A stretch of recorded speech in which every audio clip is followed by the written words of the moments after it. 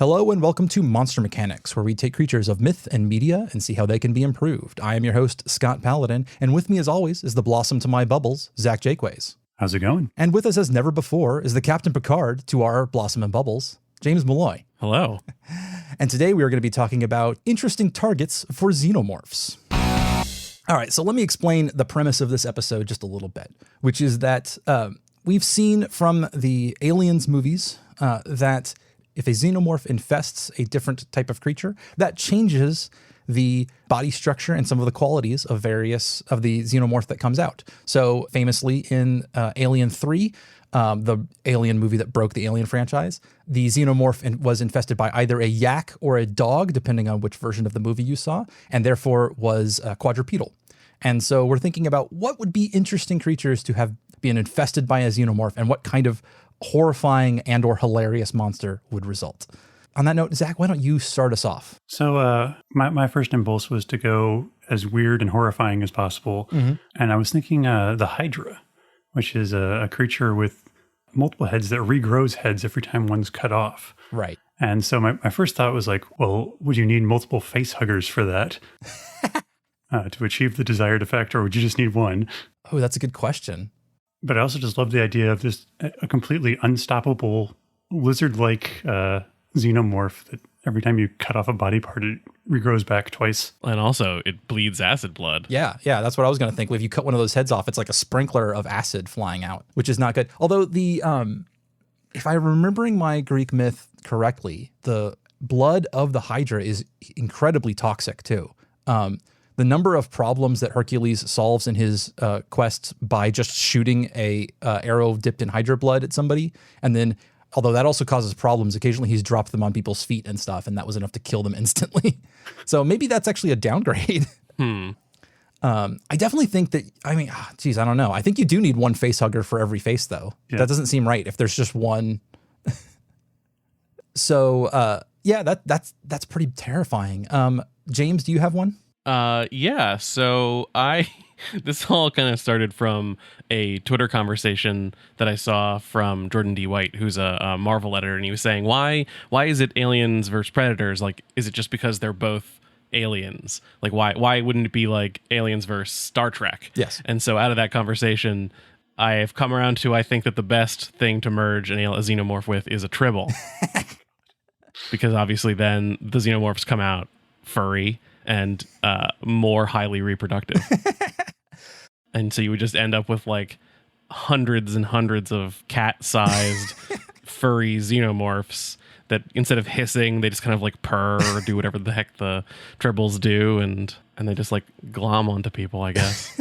See, I like the idea of a furry xenomorph, although I have to say that in my head, it's because like humans have hair and xenomorphs made from humans don't. And the same thing with other creatures. So maybe they would be these little, like, you'd get the body type of the tribble, but not the fur, which is a egg or sac of keratin, I guess. Yeah. Which is just like a little pus sac full of acid, basically. Ugh. A little hissing egg. Yeah, like one of the like a hairless cat version of the tribble. Oh, jeez. Oh, those hairless cats. Oh, God. The Sphinx tribble.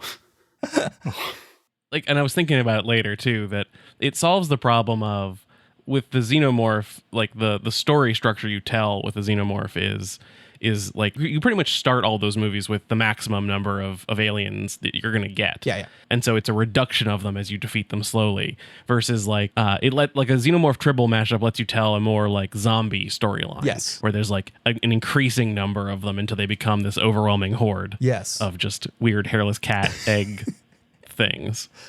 Yeah, for sure. You get this sort of logarithmic expansion and an exponential expansion, which is a very different structure for how the xenomorph stories are typically told. The one that came to mind for me was, I don't know why, but Furbies. And I guess it's because we just watched Gremlins the other day, but the idea of a squat little xenomorph with those big eyes, well, I guess I wouldn't have eyes. So it's just got the flat face with where the eyes should be and the little beak. And the incredibly creepy Furby speaking, I think, has to come across too.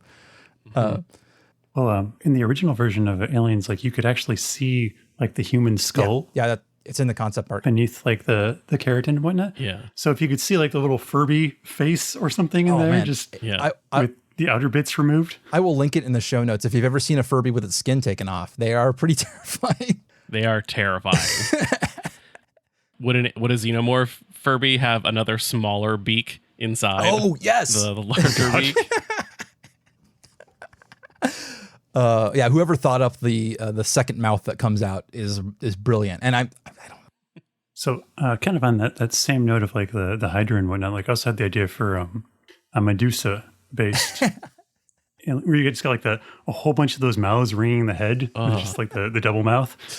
Oh yeah, that would be a good Medusa. I think at that point you have a more like human structure on the face, and then you've got the little xenomorph heads, or just the yeah, Just the tongue, like mouth, but instead of being like hard and sort of, it's like wavy like a snake, but with a little like mouth in the end, just hissing. That's awful. Ugh, that's terrifying.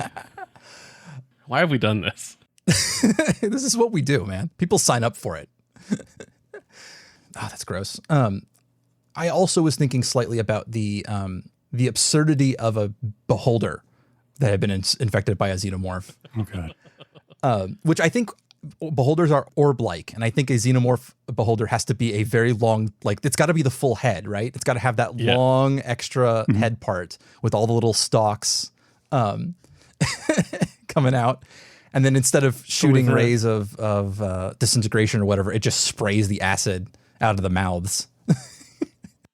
Just because I love that, like with xenomorphs, they don't have the eyes, so you've just got like this big floating bean, basically. Bean shaped. I'm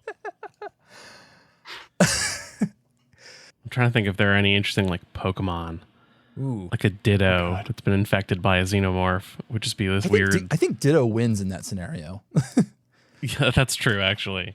Oh, actually, Kirby. Kirby eats a xenomorph and turns into a xenomorph. Oh, Lord. He loses his eyes. He gets a tail with a hook on it. And I think canonically Kirby is like on par of power-wise with like Elder Gods and stuff. I do not know a whole lot about the canon of Kirby, but I know that it's absolutely bonkers. And he has a second smaller mouth that sucks in smaller things, I guess. Just like one of those little vacuum attachments. Yeah, to get into the corners. It's a little dust. Oh, that's all right. That's it. We're done. James, if people want to find you on the internet, where should they look for you? I am on Twitter pretty much constantly as @EndTheMeltdowns. And also I produce a couple podcasts. A couple podcasts now. I produce and host Stop Back and Roll, which is a game design talk show, I guess I'll call it. And then I also produce, edit, and star in and GM sometimes Party in City Comics, which is a Max actual play podcast. And I produce and edit, or I co-produce and edit Outstanding, which is a sister podcast. Yes, which if you haven't heard of it so far, I've already been plugging it a few times here. So you should go listen to Outstanding. Outstanding is very good. It is. Well, I would normally plug what next week's podcast is going to be, but we haven't recorded that or even decided what it is yet. So your guess is as good as mine. On that note, we'll see you guys next week. Bye. All right. Take it easy. Yeah, thanks for having me. Yeah, it was great meeting you, man. Thank you for listening to this Monster Mechanics mini episode. No call to action this week because I can't be bothered to think of one. So we're just going to go straight into the credits. Monster Mechanics is produced and edited by me, Scott Paladin, and hosted by myself and my best friend, Zach Jaquays. Our guest this week was James Malloy, who can be found on a bunch of podcasts, and you can find him on Twitter @AndTheMeltdowns. All of the ideas produced during this podcast are released under a Do What the F You Want public license.